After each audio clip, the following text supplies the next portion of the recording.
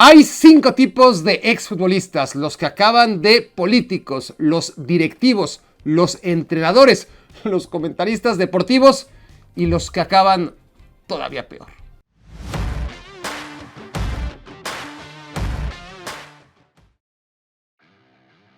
David James, el portero de la selección inglesa entre 1997 y 2010, era un arquero mediocre, tirándole a calamitoso. Aún así, jugaba en la Premier League y por lo tanto robaba alrededor de 3 millones de euros al año. Muchos factores contribuyeron a que se declarara en bancarrota un año después de su retiro como profesional. Uno, la cultura del futbolista moderno de gastar al nivel de sus compañeros de vestidor, una cuestión de orgullo que no fomenta el ahorro. 2, su divorcio, ya saben, casarse suele ser el peor de los negocios. Y 3, David James, además de despilfarrador profesional, siempre tuvo un gran corazón. El dinero que le sobraba lo donaba a instituciones de caridad. James llegó al extremo de subastar las prendas que usó como futbolista y hasta su colección de discos para poder pagar las deudas. Emmanuel Eboué, lateral derecho del Arsenal entre 2004 y 2011, fue titular en la única final de Champions League que han disputado los Gunners. Si bien más que por sus habilidades en la cancha, se caracterizó por su estupendo sentido del humor, como cuando se acercó a tratar de entender las indicaciones del entrenador de Corea del Norte en el Mundial de 2010, hasta sus singulares trabajos de estiramiento y calistenia cuando le tocaba ser suplente a Eboué. Lo amaban por su carisma más que por su fútbol. Hablando de amor, precisamente el amor dejó en la calle al marfileño.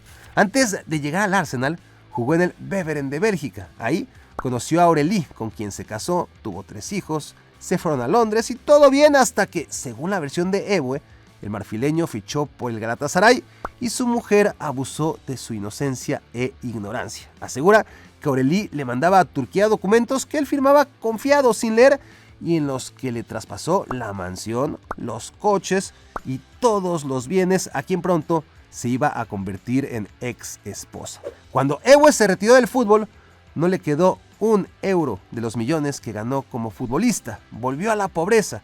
Hace un par de meses, Galatasaray lo rescató nombrándole auxiliar técnico del equipo sub-14.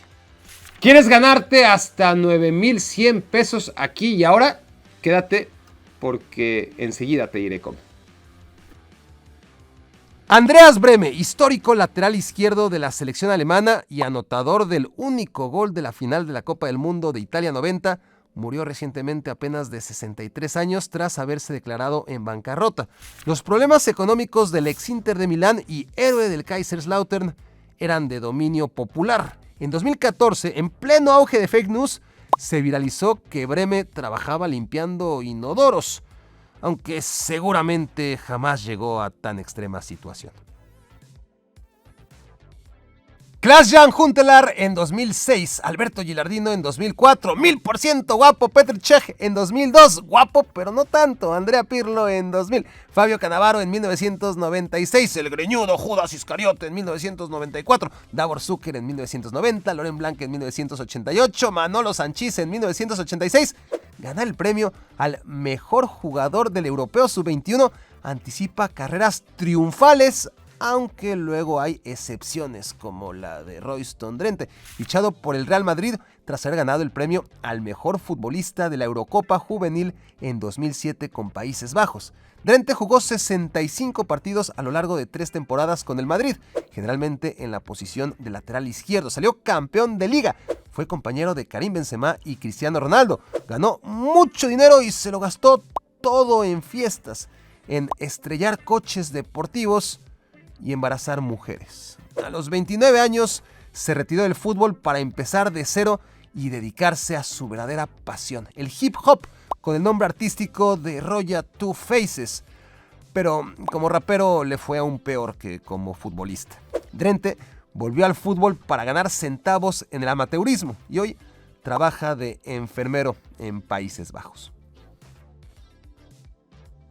Adriano Leche estaba destinado a hacer historia. El problema es que fue una historia breve y de triste final. El delantero brasileño destacó en la Fiorentina y en el Parma antes de convertirse en el gran emperador del Inter de Milán. En la selección brasileña ganó la Copa América 2004 y la Copa Confederaciones 2005. En ambas resultó el máximo goleador del torneo. En esos tiempos, Adriano era superélite, 7º lugar en el Balón de Oro, 5º lugar en el FIFA World Player. Era una especie de Ronaldo 2.0, misma potencia, aún más magia. Pero dentro de la cabecita de esa bestia indomable, había un chico endeble que no supo sobreponerse al fallecimiento de su padre. Víctima de la depresión y el alcoholismo, Adriano se transformó en un futbolista indisciplinado. José Mourinho lo mandó a Brasil a que se rehabilitara, pero volvió todavía peor, más gordo y más borracho que antes. Adriano volvió de nuevo a Brasil, se refugió con sus amigos de la favela y tuvo un segundo aire en el Flamengo que lo catapultó a la Roma en 2010. Y su última oportunidad resultó un desastre. 8 partidos, 0 goles. Así como las lesiones en las rodillas vencieron a Ronaldo, las lesiones en el alma son las que acabaron con Adriano. El mediocampista inglés Paul Gascoigne lo tenía todo: dinero, carisma, talento natural para jugar al fútbol como señor. Y lo perdió todo. Desde que se retiró hace 20 años, Gascoigne lucha contra sus 1000 demonios. Adicción al alcohol, al tabaco, a las drogas, a las bebidas energéticas y a la comida chatarra, además de ludopatía, bulimia, paranoia, trastorno obsesivo compulsivo y bipolaridad. Sus problemas emocionales y mentales lo han dejado una y otra vez en la bancarrota. El seguimiento a sus rehabilitaciones y recaídas, sus ingresos a cárceles y hospitales, sus peleas callejeras, acosos, conducta suicida y comportamiento inadecuado en general son pan de cada día para la prensa inglesa, porque a estas alturas y después de tanto tiempo, Gaza, muy a su pesar, sigue dándole de comer a los paparazzis. Héroe y goleador de la selección turca que consiguió el tercer lugar en el Mundial de Corea-Japón 2002, Hakan Şükür se retiró en 2008 jugando para Galatasaray y 3 años después se presentó a las elecciones parlamentarias con el partido político del trastornado presidente Recep Erdoğan.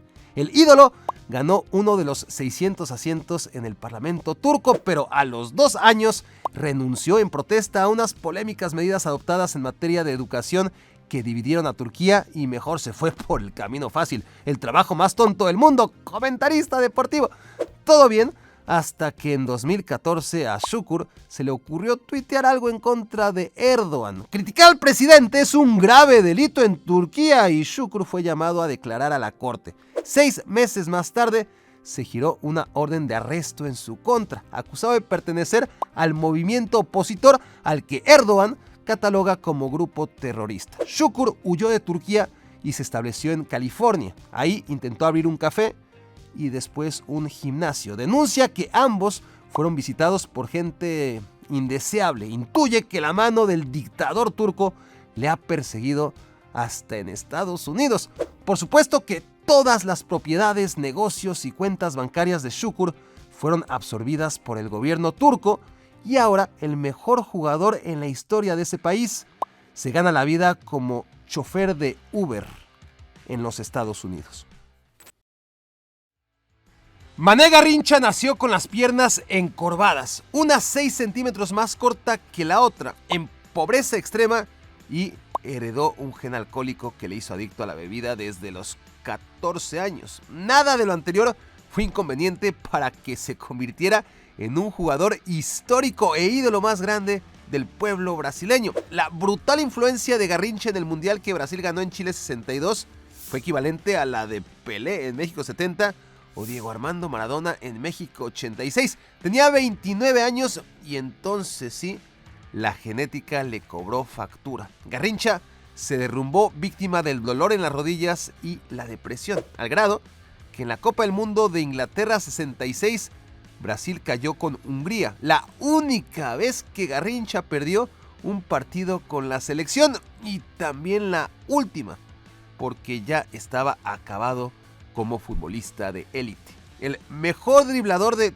todos los tiempos murió de cirrosis a los 49 años y abandonado en la pobreza.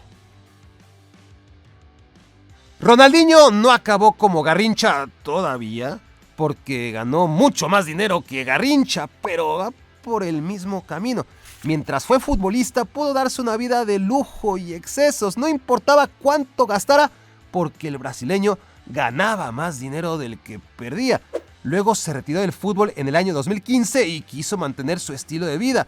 Fue mal asesorado, pisó la cárcel por entrar en Paraguay con un pasaporte falso, hizo malas inversiones como lanzar su propia marca de vino, se endeudó con Hacienda y le quedaron $6 en su cuenta bancaria, por lo que sufrió el embargo de sus propiedades. Pero Ronaldinho ha logrado levantarse de 3 bancarrotas con la misma soltura con la que regateaba a rivales en la cancha. A principios de 2024 debutó como modelo de pasarela para ganarse unos centavos y recientemente fue presentado como uno de los copropietarios de un diminuto club de Carolina del Sur, el Greenville. ¿De dónde sacó el dinero para invertir? Eso es lo de menos. La imagen de Ronaldinho, 16 años después de haber jugado en el Barcelona, aún sigue vendiendo, y explotar su imagen le sigue alcanzando al brasileño, aunque sea para vivir al día. George Best jugó en el Manchester United entre 1963 y 1974. 50 años después, todavía es una referencia obligada de todo aficionado al fútbol. Ya saben lo que dicen los británicos: Maradona good, Pelé better, George Best. El norirlandés ganó 2 ligas y una Champions League con el United, amén del Balón de Oro en 1968, pero es sobre todo recordado por sus frases célebres, esas que declaraba en sus extraños momentos de sobriedad, como aquella de «La mitad de mi dinero se me fue en mujeres, en alcohol y en coches deportivos. La otra mitad simplemente lo malgasté». Y sí, suena muy chistoso, pero en realidad fue un drama. El United se hartó del poco profesionalismo de su estrella a los 28 años. El genial extremo jamás recuperó su nivel en el resto de clubes por los que vagó hasta acabar su carrera. En el retiro, George Best fue noticia habitual por sus excesos: violencia doméstica, conducción bajo los efectos del alcohol o dar una entrevista completamente borracho en televisión nacional. En 2002 fue sometido a un trasplante de hígado. La operación fue un éxito, pero Best no abandonó la bebida y siguió maltratando a su nuevo órgano hepático hasta fallecer en 2005, a los 59 años y ahogado en remordimiento y problemas económicos. A pesar de todo el dinero que ganó en su carrera, Diego Armando Maradona nunca integró la lista anual de deportistas más acaudalados de Argentina, según la revista Forbes. Ocurre que a Maradona le quemaba el dinero, nunca llevó control de sus cuentas, se lo gastaba casi todo, el resto lo regalaba y lo que aún sobraba se lo robaba a su séquito de vividores. Además, Maradona jugó en otra época, cobró en toda su vida alrededor de $50 millones, que es lo que hoy Cristiano Ronaldo factura en un par de meses. Agreguen los problemas con el fisco, el divorcio, los contratos que dejó a medias, en fin. Diego Armando Maradona nació pobre y a los 60 años, increíblemente, murió pobre. Tras una vida saturada de excesos, al final Diego vivía de su sueldo en gimnasia y esgrima, y con la salud deteriorada, la casa que le alquilaron y donde falleció en soledad era modesta, por no llamarle precaria. Ciertamente, entre sus 10 hijos reconocidos y no reconocidos, se disputan la herencia de algunas propiedades, 3 coches de lujo y hasta un tanque que le regalaron en Bielorrusia. Pero en sus últimos años, Maradona ya no sabía ni lo que tenía. Las historias de millonarios cracks brasileños que acaban sin dinero son habituales, pero la de Robinho es la peor de todas, pues no perdió su dinero, sino su libertad. Robinho, uno de tan solo 8 jugadores en la historia que llegaron a jugar 100 veces con la camiseta del pentacampeón del mundo, jugaba en el Milan en 2013 cuando fue acusado de participar en una violación colectiva. 4 años después fue sentenciado culpable.